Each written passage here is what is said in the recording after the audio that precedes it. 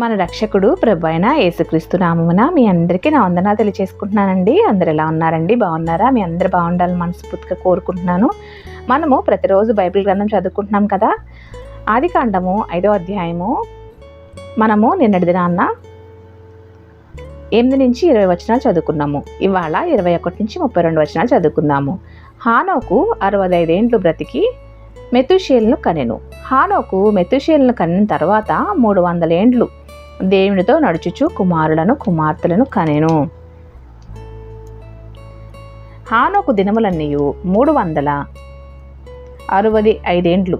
హానోకు దేవునితో నడిచిన తర్వాత దేవుడు అతన్ని తీసుకొని పోయిను గనుక అతడు లేకపోయెను. మెతుషీల 187 ఏండ్లు బ్రతికి లెమెకును కనెను. మెతుషీల లెమెకును కనిన తర్వాత 782 ఏండ్లు బ్రతికి కుమారులను కుమార్తెలను కనెను. మెతుషీల దినములన్నీయు 969 ఏండ్లు. అప్పుడు అతడు మృతి పొందెను. లెమెకు 182 ఏండ్లు బ్రతికి ఒక కుమారుని కని భూమిని యెహోవా శపించినందువలన కలిగిన మన చేతుల కష్టము విషయంలోనూ మన పని విషయంలోనూ ఇతడు మనకి నెమ్మది కలుగచేయననుకొని అతనికి నోవాహు అని పేరు పెట్టెను. లెమెకు నోవాహును కనిన తర్వాత 109 ఏండ్లు బ్రతికి కుమార్తెలను కనెను. లెమెకు దినములన్నీయు 777 ఏండ్లు. అప్పుడు అతడు మృతి పొందెను. నోవాహు 500 ఏండ్లు గలవాడై షేమును హామును యాపెతును కనెను.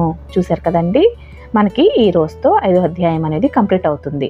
రేపటి నుంచి మనం 6వ అధ్యాయము ఆదికాండం చదువుకుందాము. నా వీడియోస్ని మీరు వాచ్ చేస్తున్నందుకు థ్యాంక్ యూ సో మచ్ అండి ప్రతి ఒక్కరికి. అలాగే కొత్తగా ఎవరిని చూసినట్లయితే కనుక నా వీడియోస్ని please subscribe, like and share అండి. అందరికీ వందనాలు. Thank you.